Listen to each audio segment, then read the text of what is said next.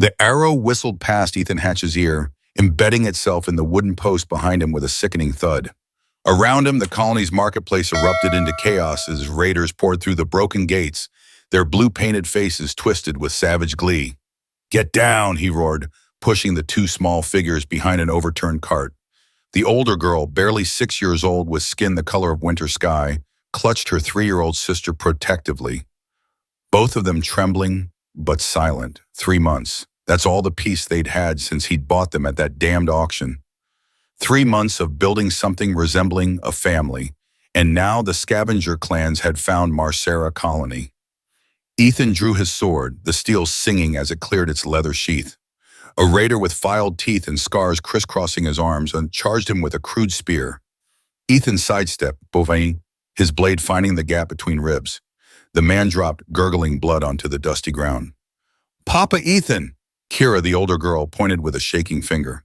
More raiders were pouring through the marketplace, torching stalls and cutting down anyone who resisted. "Stay here," he commanded. But even as he said it, he knew they couldn't. The cart wouldn't hide them for long, and the smoke was getting thicker. Behind them, a woman's scream cut through the air. Ethan's jaw clenched. Mrs. Holloway from the bakery. She'd given the girls sweet rolls just yesterday, ruffling their strange blue hair with flour-dusted hands. "We have to move," he said grimly. "Can you both run?" Little Zara nodded, her large golden eyes wide with fear but trusting. She'd barely spoken when he'd first brought them home, but in 3 months she'd learned to trust his voice above all others. Another arrow struck the ground near his feet. Ethan grabbed both girls' hands and ran. The slave market had stunk of unwashed bodies, fear and greed 3 months earlier. Ethan had come to Marsara's black market looking for information about his missing brother's whereabouts, not to buy children. But when he saw them, 2 small blue-skinned girls huddled together on the auction block, something inside his chest twisted. "2 healthy specimens," the auctioneer had bellowed, his voice carrying over the jeering crowd.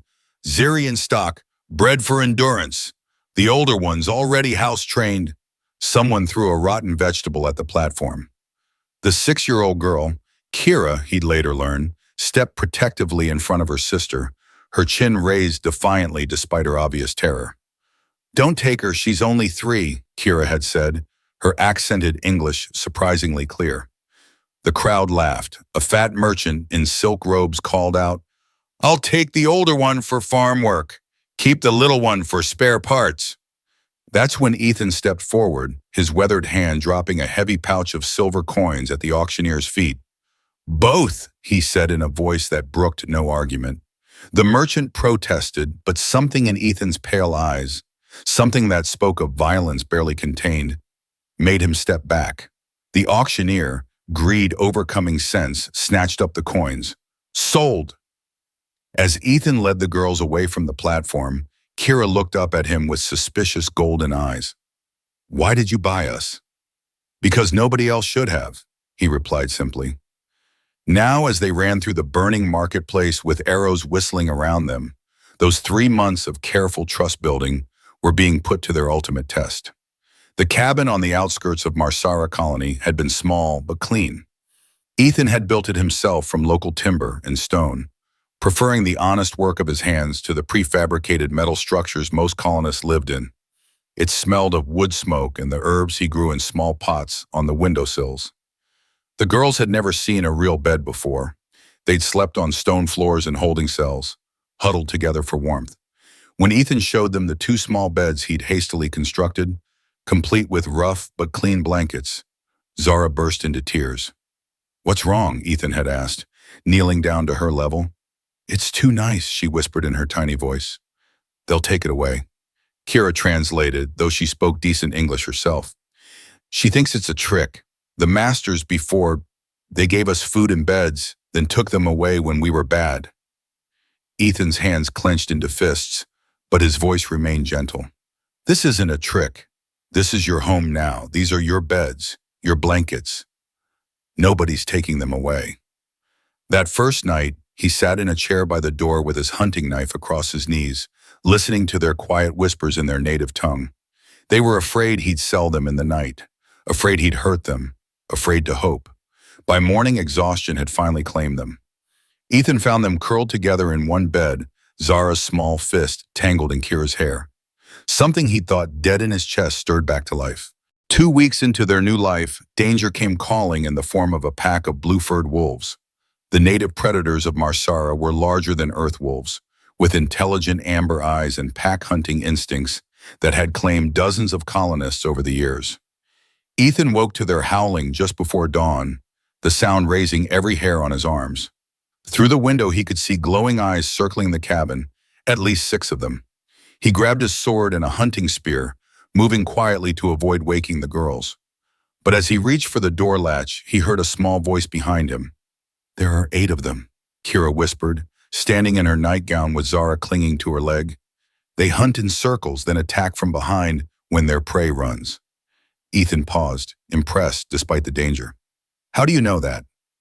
"On our homeworld, we had similar pack hunters. Blue furs, we called them. They took my parents." The weight of that simple statement hit him like a physical blow. These children had seen their parents killed by predators, then been captured and sold as slaves. Yet here was Kira, sharing tactical information that might save their lives.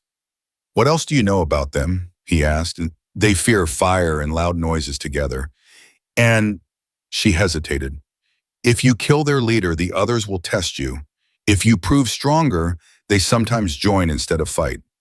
A wolf's snarl came from just outside the door, followed by the scrape of claws on wood. Ethan made a decision that would have seemed insane to any other colonist. "Can you make fire?" he asked Kira. She nodded, already moving toward the fireplace. "Good.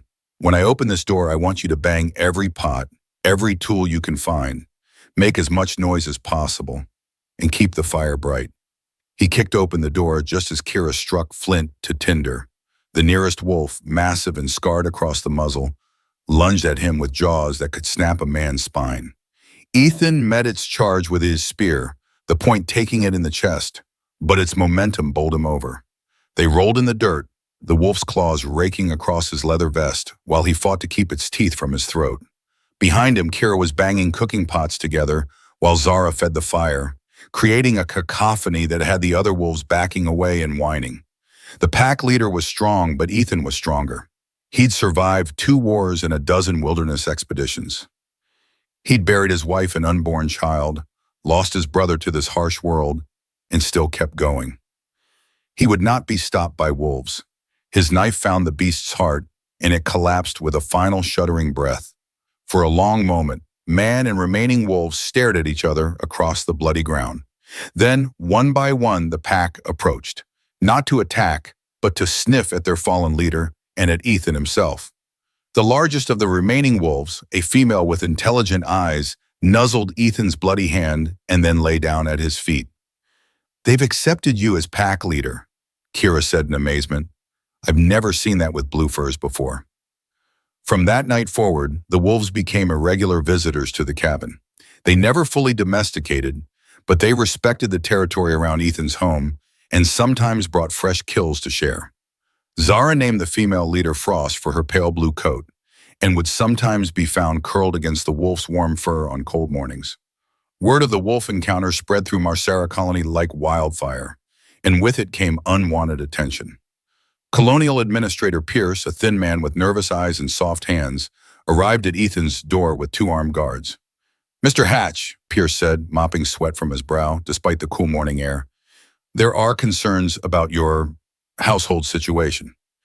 Ethan stood in his doorway, blocking their view of the girls who were feeding Frost strips of dried meat behind him. "What concerns?"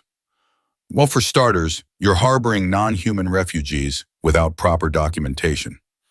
And there are reports of you consorting with dangerous predators. Some colonists feel threatened." "Some colonists," Ethan said carefully, "should mind their own business." One of the guards, a young man with more enthusiasm than sense, stepped forward. "You can't just keep aliens as pets, old man. There are laws." His words were cut off as Kira appeared beside Ethan, her chin raised in that same defiant gesture from the auction block. But now she wore clean clothes, her blue hair was braided neatly, and her golden eyes blazed with a fierce intelligence. "I am not a pet," she said clearly. "I am Kira Hatch. This is my father, and this is my home. Pierce blinked in surprise. Your father, but you're clearly Zarian. Blood doesn't make family, Ethan interrupted. Choice does. These are my daughters, legally adopted under colonial law. If you have a problem with that, take it up with Judge Morrison. The administrator's face flushed red. Everyone knew Morrison, the colony's only legal authority, was Ethan's old war buddy. This isn't over, Hatch. Mark my words. As the officials retreated, Kira slipped her small hand into Ethan's calloused one. Will they try to take us away? Over my dead body, he said simply. Over the following weeks, Ethan began teaching the girls the skills they'd need to survive on Marsara.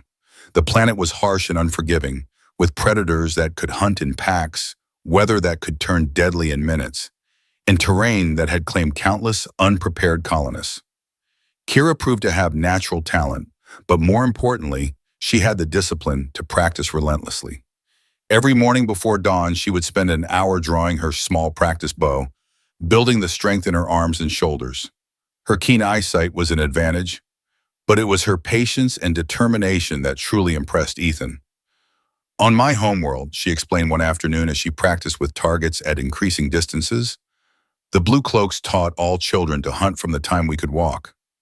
Those who couldn't learn quickly enough didn't survive the culling seasons. Her first successful shot at 50 yards had taken 3 weeks of daily practice. By the end of her second month with Ethan, she could hit a target the size of a dinner plate at that distance 4 times out of 5. What were the Blue Cloaks? Ethan asked, helping her adjust her stance. The priests of the hunt. They said the gods gave us mind and skill to balance against the predator's strength and speed. Her expression darkened. They're all dead now. The slavers killed them first, said they made the children hard to break. Zara was too small for weapons training, but she had other gifts that became apparent as the weeks passed. Her hearing was incredibly acute. She could identify different bird calls and knew which ones meant danger was approaching. More importantly, she had an almost supernatural ability to calm injured animals. When Ethan brought home a wounded rabbit caught in a snare, Zara approached it without fear. The creature, which had been struggling frantically, grew still under her gentle touch. She hummed a soft melody in her native tongue while Ethan cleaned and bandaged the wound. She sings the old songs, Kira explained. Mother said Zara had the gift of the peaceful voice. Even savage beasts would grow calm when she sang. The rabbit recovered and was released back into the wild, but the incident made Ethan realize that both girls had inherited abilities that made them uniquely suited for survival on this alien world. They weren't just learning to survive, they were learning to thrive. But their peaceful development was shattered on that morning when the scavenger raiders struck the colony. Now, as they ran through the burning marketplace with arrows whistling around them, those skills were being put to their ultimate test. The North Gate, Ethan shouted over the noise of battle. We can reach the forest if... A crossbow bolt punched through his shoulder, spinning him around. He stumbled, cursing, as the blood began to soak his shirt. Papa Ethan! Kira caught his arm, steadying him. I'm fine, he lied. The bolt had gone clean through, but it had missed the major arteries. He'd live if they could get out of this massacre. A group of raiders had spotted them and were giving chase, whooping and waving crude weapons. Ethan counted at least 6, maybe more behind the smoke. They reached the colony's north gate to find it blocked by burning wreckage.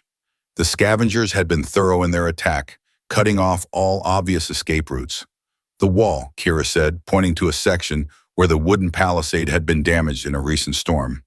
We can climb through there. But as they approached the gap, 3 raiders emerged from the smoke, blocking their path. The leader was a massive man with ritual scars covering his bare chest and a 2-handed sword that looked like it could cleave a person in half. Well, well, he grinned, showing teeth filed to points. Looks like we found ourselves a man and his little blue pets. The pets will fetch a good price off-world. Ethan stepped in front of the girls, drawing his knife with his good hand. His sword arm was useless with the crossbow bolt through his shoulder, but he'd fought with worse injuries before. Run when I tell you to, he said quietly to the girls. No, Kira said firmly. She pulled a small hunting bow from beneath her cloak, one of the weapons Ethan had made for her. We fight together or we die together. That's what families do. Before Ethan could protest, she had an arrow nocked and drawn. Her first shot took the leftmost raider in the throat, dropping him instantly. Her second arrow wounded the man on the right, but the leader was already charging. Ethan met his rush with desperate skill. The big man's sword was powerful but clumsy. Ethan ducked under a swing that would have decapitated him, scoring a deep cut across the raider's thigh with his knife. Behind him, he heard Zara's voice raised in one of her calming songs. It seemed like madness in the middle of a battle, until he realized what she was doing. From beyond the smoke came an answering howl, long, mournful, and very close. Frost and her pack had come to investigate the disturbance. The wounded raider screamed as the wolves emerged from the haze like blue-furred nightmares. The pack leader leaped onto the man's back, bearing him to the ground while the others spread out to surround the remaining fighter. The big raider with the two-handed sword looked around at the wolves, then at Ethan with his bloody knife, then at Kira with another arrow already knocked. "This ain't over," he snarled, but he was backing away. "Yes, it is," Ethan said simply and threw his knife. The blade took the man in the chest and he fell backward into the burning wreckage of a cart. With the immediate threat neutralized, they climbed through the damaged palisade and into the blue-leafed forest beyond. Behind them, Marsara colony continued to burn, the smoke visible for miles in the clear air.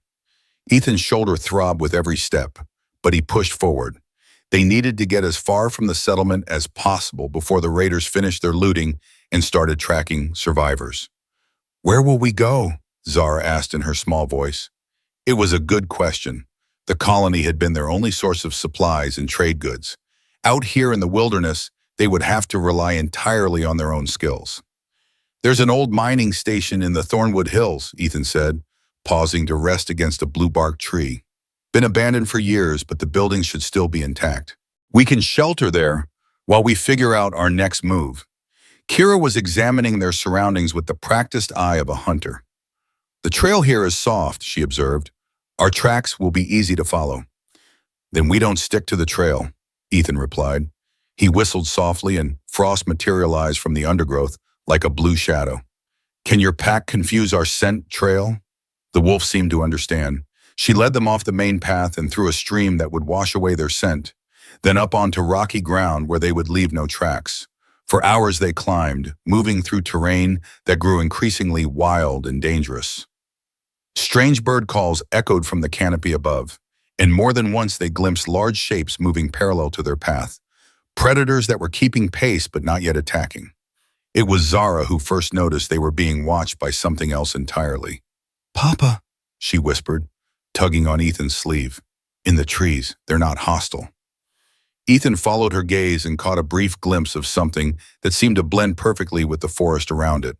A bipedal figure about 4 feet tall, with skin that shifted color to match its surroundings. "Natives," he murmured. "I've heard rumors, but never seen one." The creatures, whatever they were, kept their distance but seemed fascinated by the unusual group. Ethan could sense them moving through the canopy above, following their progress with obvious curiosity. When darkness began to fall, they found shelter in a cave that Frost's keen nose had declared safe. Ethan allowed a small fire, just enough to warm some dried meat and boil water for tea. "Tell me about your world," Bitey said to the girls as they huddled around the flames. "About your real parents." Kira stared into the fire for a long moment before speaking. "Our world was called Zeros. It was cold, with 2 moons that made the nights very bright. Papa was a hunter like you. Mama was a singer, like Zara." "What happened to them?" "The skyships came," Zara whispered. "They burned the villages and took the children.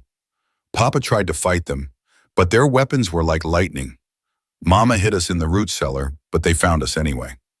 "How long were you slaves before the auction?" 2 seasons, Kira said. "They kept us on different ships, different stations. I thought Zara was dead until I saw her on that platform." Ethan felt that familiar twist in his chest. 2 children who had lost everything, sold and resold like livestock, somehow finding the strength to protect each other. "You're not slaves anymore," he said firmly. "You're my daughters, and whatever happens, we face it together." The abandoned mining station squatted in a clearing like a metal tumor on the landscape. Most of its equipment had been stripped away by scavengers over the years, but the basic structures were intact. Dormitories, a workshop, storage buildings, and most importantly, a well that still produced clean water. It's defensible, Ethan observed, examining the site with a tactical eye. The station was built on a small rise with clear sight lines in all directions. The buildings were constructed from local stone and metal, solid enough to stop most weapons. And there's good hunting nearby, Kira added. She'd already spotted several game trails leading to the water source. They spent their first week making the place livable. Ethan repaired what he could with the tools and materials they'd found, while the girls cleaned and organized their new home. Frost and her pack took up residence in a sheltered area between the buildings, creating an early warning system for approaching threats. It was during their second week that they encountered the runners. The runners were native to Marsara, bipedal creatures standing about 4 feet tall with lean muscular builds and skin that shifted color to match their surroundings. They had large, intelligent eyes and hands that could manipulate tools with surprising dexterity. The first one appeared at the edge of the clearing just after dawn, watching them with obvious curiosity. When Ethan reached for his bow, Zara placed a gentle hand on his arm. "Wait," she said. "It's not hostile." She was right. The runner showed no signs of aggression, just intense interest in their activities. When Kira began practicing with her bow, the creature moved closer, its skin shifting from brown to green to match the surrounding vegetation. "Remarkable camouflage," Ethan muttered. More runners appeared over the following days, always keeping their distance, but clearly fascinated by the newcomers. They seemed particularly interested in the girls, perhaps recognizing them as fellow non-humans in a predominantly human colony. The breakthrough came when Zara began singing one of her wordless melodies while tending their small garden. The runners crept closer and closer until finally one of them began to hum along in harmony. "They understand music." Kira breathed in amazement. From that point forward, communication became possible. The runners had a complex language of clicks, whistles, and harmonic sounds that Zara seemed to have a natural gift for interpreting. Through her translations, they learned that the creatures were indeed intelligent, with their own culture and history. They called themselves something that roughly translated as the people who dance between the shadows. Their society was built around music and movement, with different tones and rhythms conveying complex meanings. Most importantly, they knew the land better than any human colonist. They knew where to find fresh water during the dry season, which plants were edible and which were poisonous, and how to track the movement of dangerous predators. The alliance that formed between Ethan's family and the runner tribe was based on mutual benefit. The runners were fascinated by human technology and metalworking skills. In exchange for teaching them about local survival techniques, they were eager to learn about tools and weapons. Ethan found himself in the unlikely position of running a wilderness school. He taught selected runners how to forge simple metal tools, while they showed him how to weave nearly invisible snares from native fibers and how to prepare certain plants into medicines that were far more effective than anything in his medical kit. Kira excelled at the cultural exchange. Her hunting skills impressed the runners, who had never seen bow and arrow technology before. In return, they taught her their techniques for moving silently through the forest and reading the subtle signs that indicated approaching weather changes. Zara became something of a bridge between the species. Her gift for languages allowed her to master the runner's complex communication system, and her calming voice made even the most nervous of the creatures comfortable around humans. "She has the deep song," explained Whisperwind, one of the runner elders, speaking through Zara's translation. "Among our people, such voices are sacred. They can call down the rain or turn aside the great storms." Winter on Marsara was brutal. The temperature dropped below freezing, and howling winds carrying crystalline snow could strip flesh from bone in minutes. Most colonists huddled in their heated shelters and waited for spring, but Ethan's expanding family couldn't afford that luxury. Their stored supplies wouldn't last the season, which meant hunting in conditions that would challenge even experienced outdoorsmen. "The great elk migrate through the southern pass during the deepest cold," Whisperwind explained. "But the hunt is dangerous. The elk travel with the frost bears, who feed on their weakest members." Frost bears were Marsara's apex predators. Massive creatures standing 8 feet at the shoulder, with crystalline fur that made them nearly invisible in snow.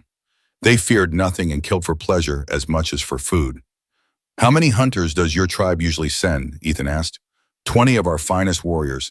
And even then, we lose some every season. Ethan looked around at their little group, himself, two children, a pack of wolves, and a handful of runners who were brave enough to venture out in winter. By any reasonable calculation, they were woefully outmatched. We'll do it anyway, he decided, but we'll do it smart. Preparing for the winter hunt became a community effort. The runners contributed their knowledge of the migration routes and the frost bears' hunting patterns. Ethan worked around the clock forging specialized weapons, arrows with hardened steel points that could penetrate the bear's thick hides, spear tips with barbed edges designed to cause maximum damage, and most importantly, a set of devices he called noisemakers. The frost bears hunt by sound and smell, he explained to the assembled group. But they're also territorial. If we can make them think there's a rival pack nearby, we might be able to drive them away from the elk herds. Kira contributed her own innovation, special arrows with hollow shafts that would whistle as they flew, creating the illusion of a much larger group of hunters than they actually were. Even little Zara played her part, working with the runners to develop a series of harmonic calls that could coordinate their movements across vast distances without alerting their prey.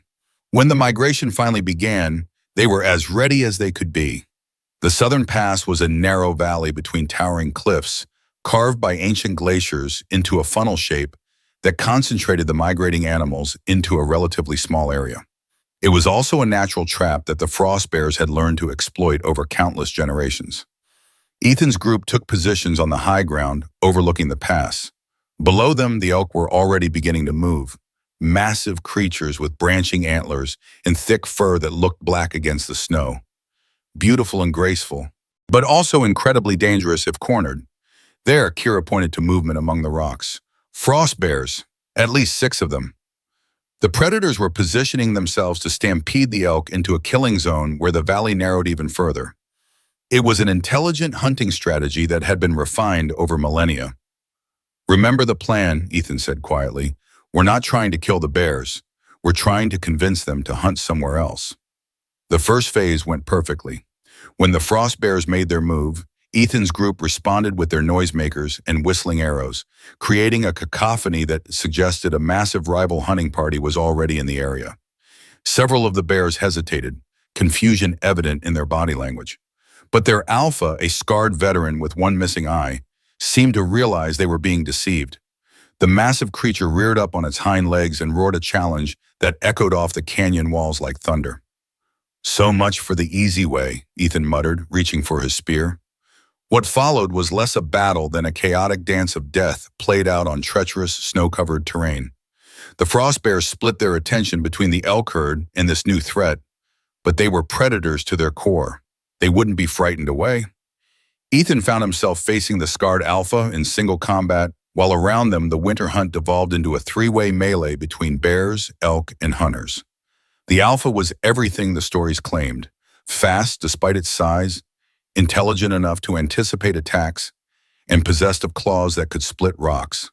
Its one good eye fixed on Ethan with obvious hatred, recognizing him as the architect of this disruption. They circled each other in the snow, breath steaming in the frigid air. The bear feinted left, then struck right with lightning speed, but Ethan had fought enough predators to recognize the tactic. He rolled away from the claws and came up with his spear aimed at the creature's throat.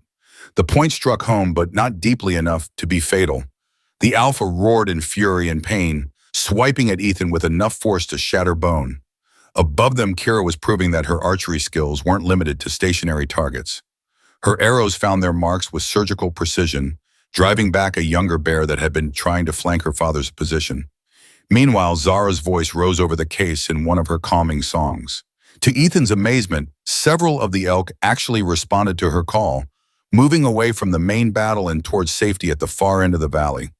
The runners fought with a fluid grace that was beautiful to watch, their camouflaged skin making them nearly invisible as they struck with poisoned darts and then melted back into the landscape. But it was Frost and her pack that turned the tide. The wolves had been waiting for the right moment, and when the alpha bear turned its attention to Ethan, they struck from behind.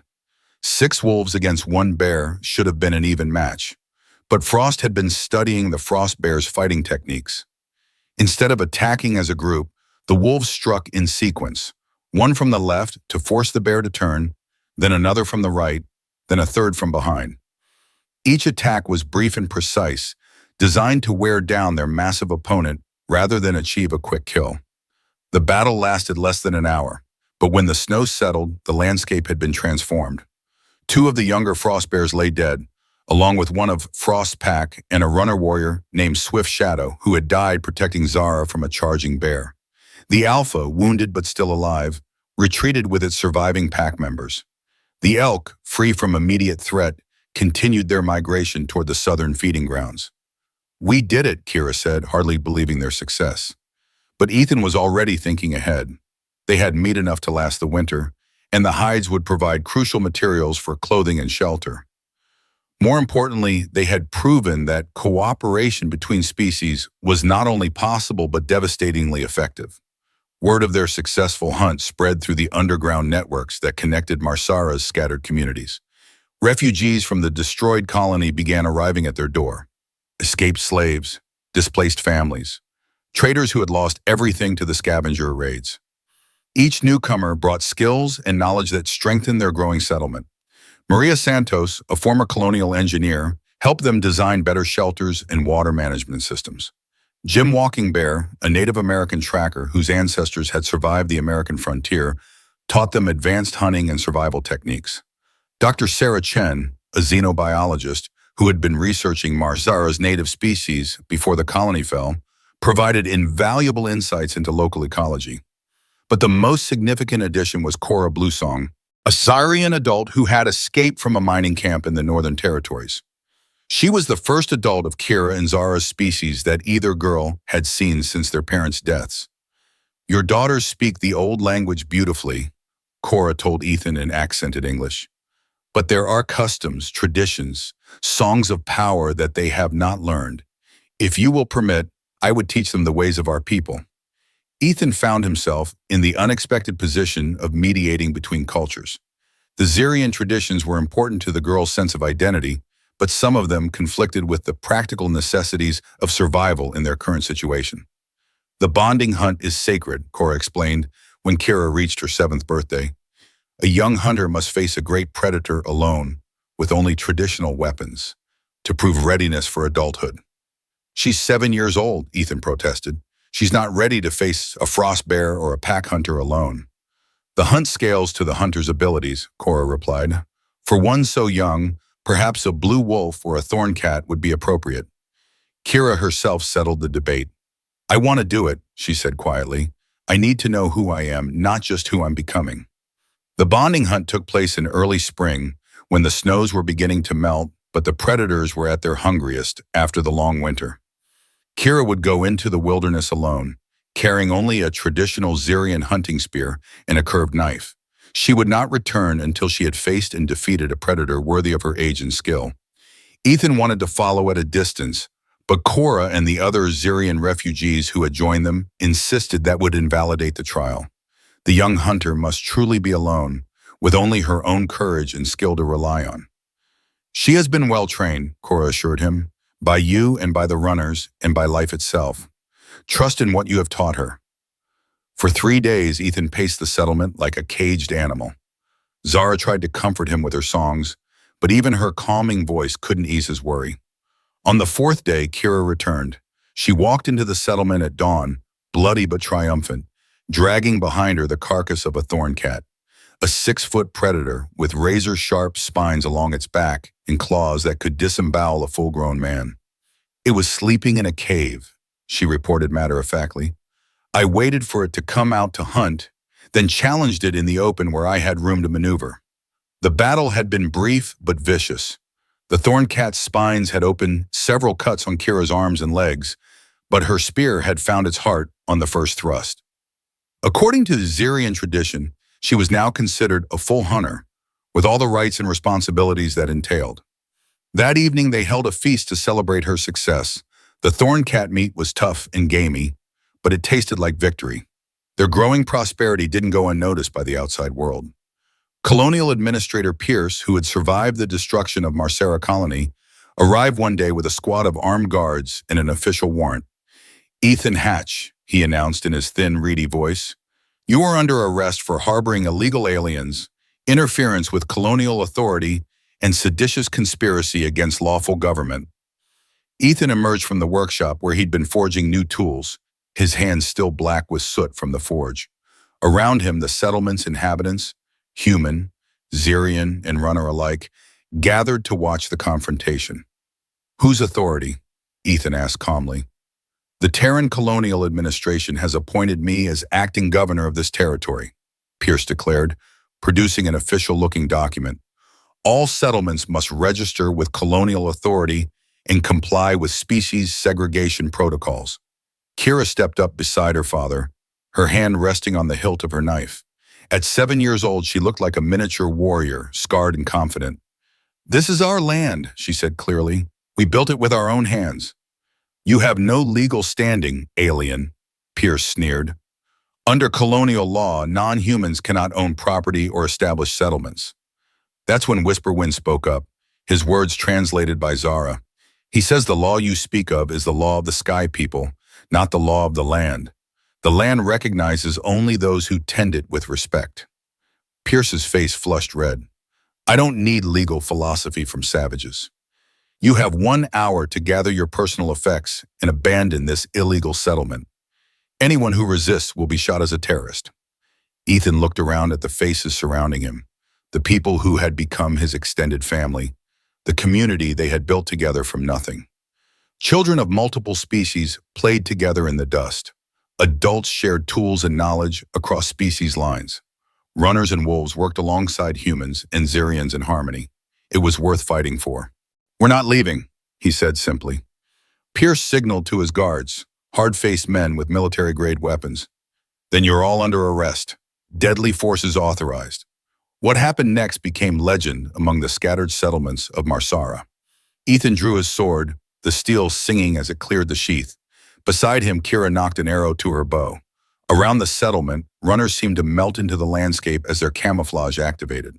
From the forest, the haunting howl of wolves rose into the afternoon sky. "Last chance," Pierce called out.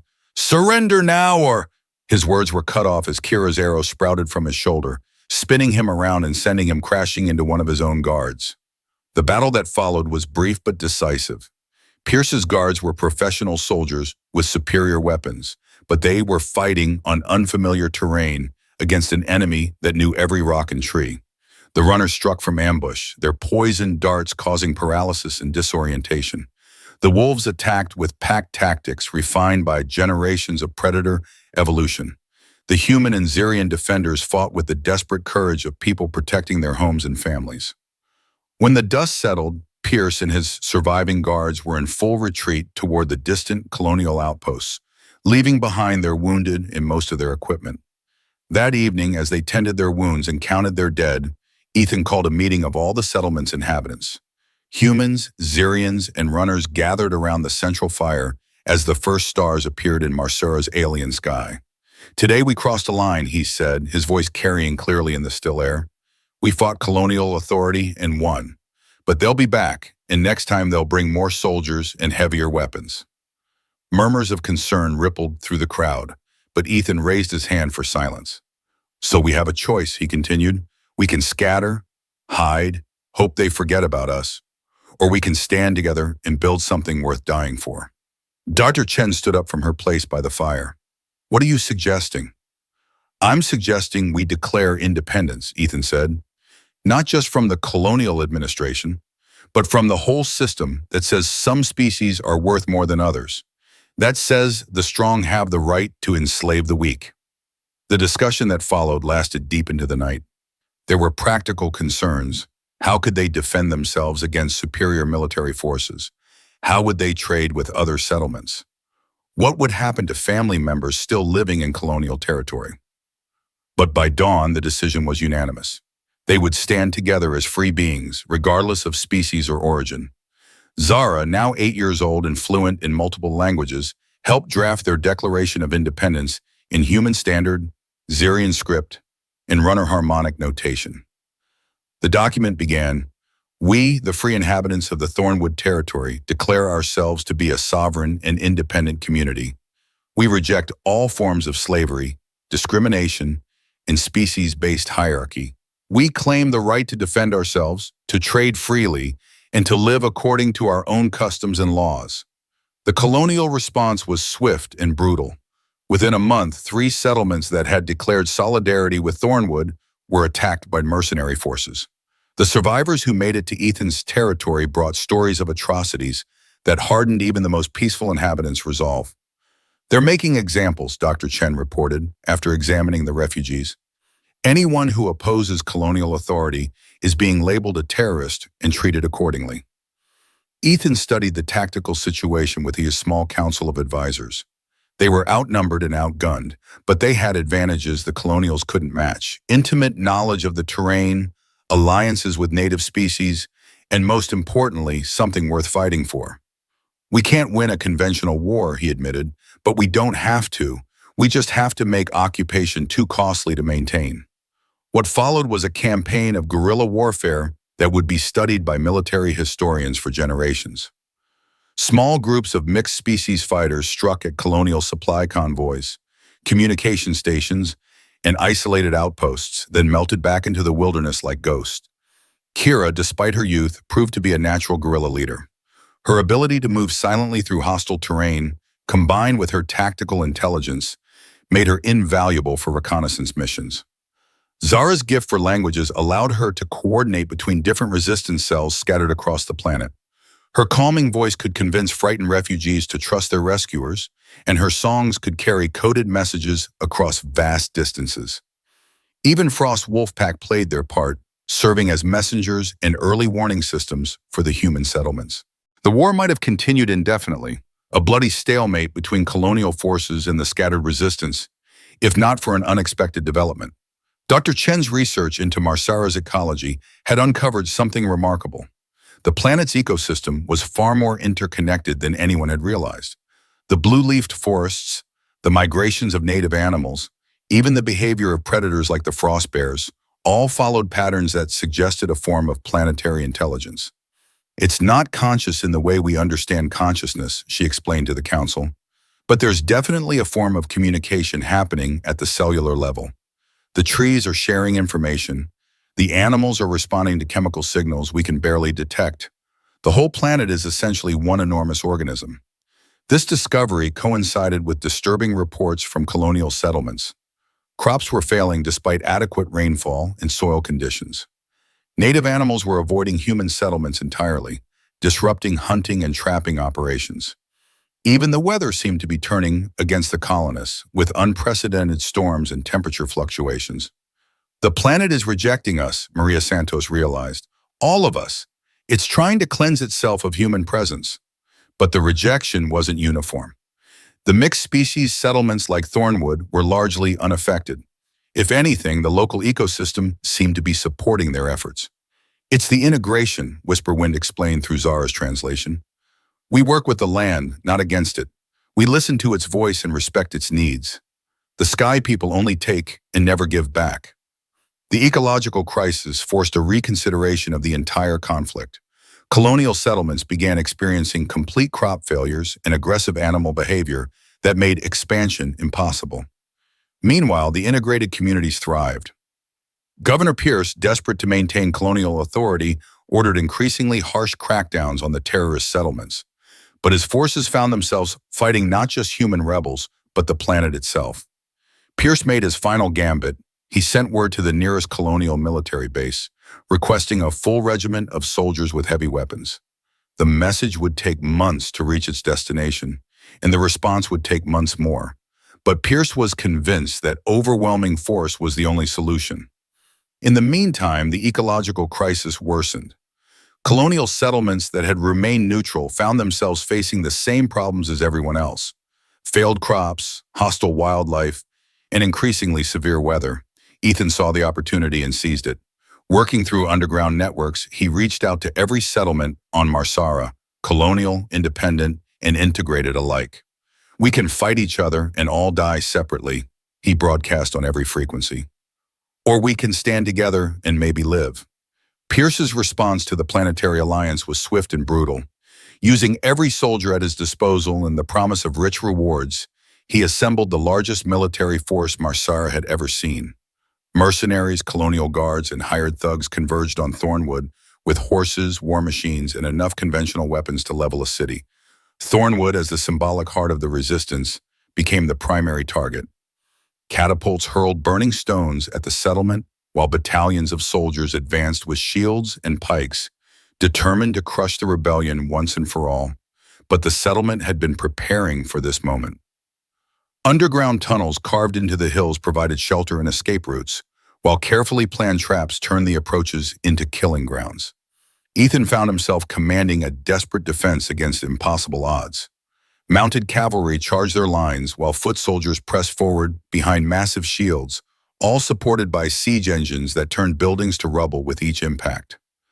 "Papa?" Kira said as they crouched behind a barricade while stones whistled overhead. "Are we going to die?" Ethan looked at his daughter, scarred, brave, too young to be fighting for her life, and felt something break inside his chest. She was 9 years old and had already seen more violence than most adults. "Not today," he promised. The battle raged for 5 days. Pierce's forces, expecting to overwhelm primitive rebels with superior numbers and equipment, instead encountered a coordinated defense that utilized every advantage the terrain could provide. Runners struck from ambush using their camouflage abilities, then disappeared before the soldiers could respond. Wolf packs harried the flanks of advancing troops, never engaging directly but constantly forcing them to watch multiple directions at once. The Zarian refugees fought with a fury born of desperation, knowing that capture meant a return to slavery. Human colonists who had joined the alliance discovered that freedom was worth dying for. And through it all, Zara's voice rose in songs that seemed to call down the planet's wrath upon their enemies. Storms struck at crucial moments. Wild animals attacked colonial positions, and the very ground seemed to shift beneath the soldiers' feet. On the 5th day, as Ethan's ammunition ran low and his defensive positions crumbled, he made a decision that would define the rest of his life. "I'm going to Pierce's command post," he announced to his startled council. "That's suicide," Dr. Chen protested. "He's got it fortified with his best soldiers. What could you possibly accomplish?" Ethan smiled grimly. "I know something about Pierce that might give us an edge. He's a coward at heart. All bullies are when you strip away their advantages." The plan was desperate. Infiltrate Pierce's heavily guarded command center during the chaos of battle and force a confrontation with the Colonial Administrator. It had almost no chance of success. "I'm coming with you," Kira said firmly. "Absolutely not. You'll need someone who can move silently and shoot accurately in tight spaces," she pointed out with 9-year-old logic. "That's me. And you'll need someone who can create a diversion," Zara added. "I can make the animals turn against them." Ethan looked at his daughters, his children by choice, if not by blood, and felt pride were with terror in his chest. They were asking to join him on what was almost certainly a suicide mission. "We're family," Kira said simply. "We fight together or we die together." Getting to Pierce's command post required crossing a battlefield swarming with enemy soldiers. But Ethan had advantages that conventional military thinking didn't account for. The runners had mapped every hidden path through the surrounding hills. Frostpack could create diversions and provide early warning of patrol movements. Most importantly, Zara's voice could turn the local wildlife into allies. They moved through the night like ghosts, avoiding patrols and slipping past sentries who were focused on the main battle. Kira's forest skills proved invaluable. She could read tracks in starlight and move without disturbing a single leaf. "The command post is in the old colonial hall," she whispered, studying the fortified building through the trees. 2 guards at the front, probably more inside. Pierce had chosen his fortress well. The stone building was defensible and gave him clear views of the battlefield. But it also trapped him, and Ethan intended to use that against him. The infiltration required perfect timing. While Zara's songs drew every wolf and predator in the area toward the outer perimeter, creating chaos among Pierce's troops, Ethan and Kira slipped through a service entrance that the runners had identified. Inside, they found Pierce exactly where Ethan expected, hunched over maps and reports, surrounded by nervous advisors who were beginning to realize their overwhelming advantage wasn't as overwhelming as they'd hoped. The confrontation, when it came, was almost anticlimactic. Colonial Administrator Pierce looked up from his tactical displays as they entered his command chamber, his thin face going pale at their appearance. Hello, Pierce, Ethan said calmly, his crossbow trained on the administrator's chest. I think it's time we talked. The debate that followed lasted hours. Pierce was a career bureaucrat, trained to follow orders and maintain order at any cost. But he was also a man who had once believed in justice and progress. You don't understand the situation, he said, showing them colonial reports spread across his desk. The homeworlds are overcrowded. We need resources, new territories for expansion. The aliens are just in the way. The aliens have names, Kira said, speaking for the first time since they had entered the room. I'm Kira. My sister is Zara. We're not obstacles or resources. We're people. Pierce's eyes fixed on the blue-skinned girl with visible surprise. You speak remarkably well for your kind. For my kind, Kira replied with dignity. I speak 4 languages, can track game through any terrains, and have killed predators twice my size to protect my family. What exactly is my kind, Administrator? You're not human. Neither are the wolves that hunt with us, or the runners who share their knowledge, or the trees that give us shelter. But we all live. We all love. We all want to protect our children. What makes humanity so special that only we deserve to exist? Outside, the sounds of battle were changing. Pierce's advisors kept glancing toward the windows as reports came in of increasing chaos among their forces. Zara stepped forward, her young voice carrying the weight of ancient wisdom. Survival isn't just about taking what you need, Administrator. It's about what kind of life you choose to preserve. She began to sing, one of her wordless melodies that seemed to resonate in the bones. And as her voice rose, the sounds of battle outside began to change. The clash of weapons grew more distant, replaced by something else entirely. Pierce went to the window and stared in amazement. His soldiers were not fleeing. They were laying down their weapons. Across the battlefield, humans and aliens were beginning to talk rather than fight. The ceasefire began with a single transmitted word from Pierce's command post. Hold.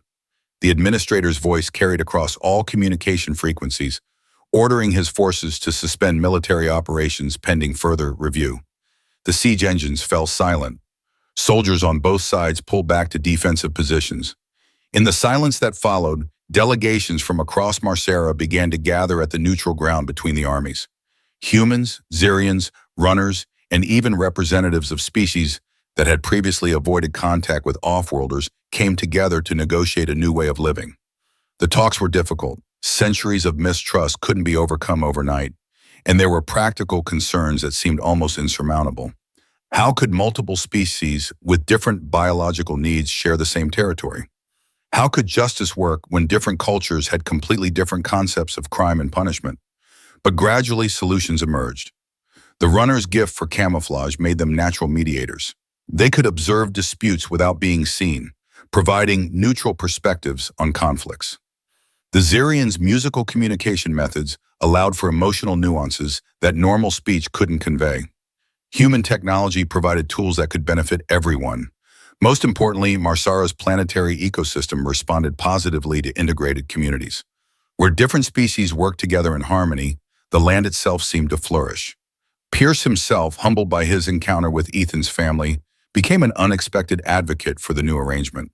The Colonial Charter was rewritten to recognize the rights of all intelligent species, and Thornwood was designated as the capital of the first truly integrated territory on Marsara. 8 years later, Ethan stood on a hill overlooking New Thornwood, watching his daughters play with a mixed group of human, Zarian, and runner children.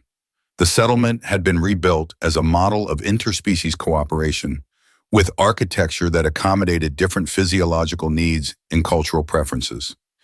Kira, now 14, was teaching younger children how to use a bow. Her blue skin had darkened with maturity, and the scars from her various battles had faded to thin silver lines that she wore with pride. She moved with the confidence of a seasoned hunter and warrior, but her laugh was still that of a young girl discovering joy. Zara, 11, was working with a group of runner elders to transcribe their oral histories into written form. Her gift for languages had evolved into something approaching genius.